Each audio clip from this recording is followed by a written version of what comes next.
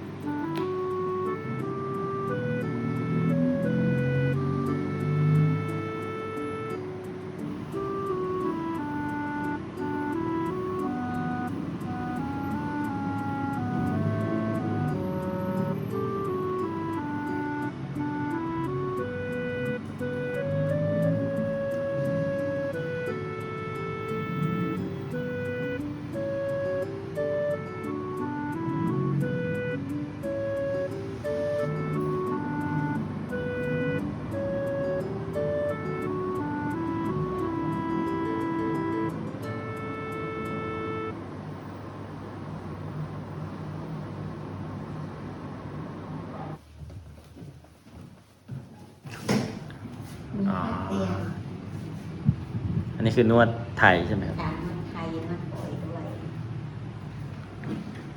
นวดต่อไหม นวดต่อแล้วครับเท้าไทยชั่วโมงอย่างละชั่วโมงอ๋อ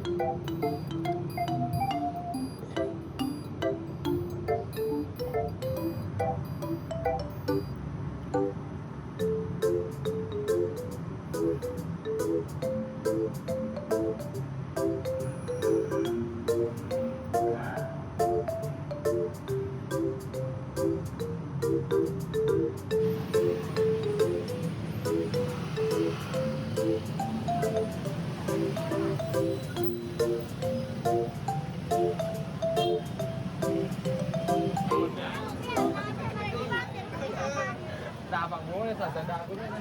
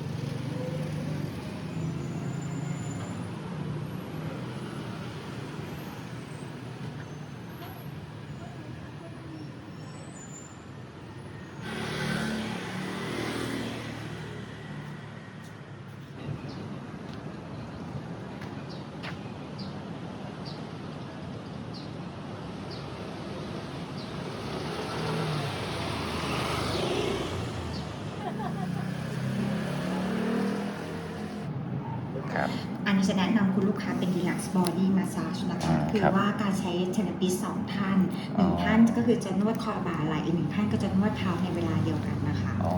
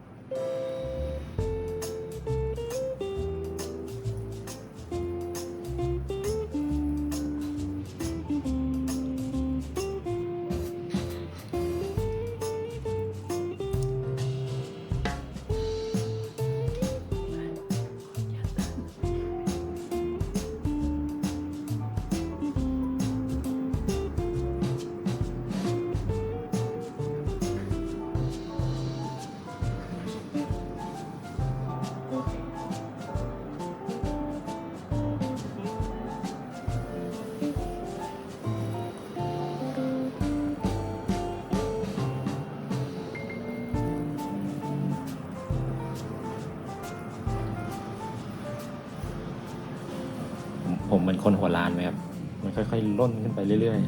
ๆ ไม่ล้านเหรอครับ ผมพี่มุกเยอะ แล้วเพื่อนจะไม่เครียดอะไรอยู่ใกล้ อ๋อคอยตบมุกกัน พี่ว่าพี่พูดไม่เก่ง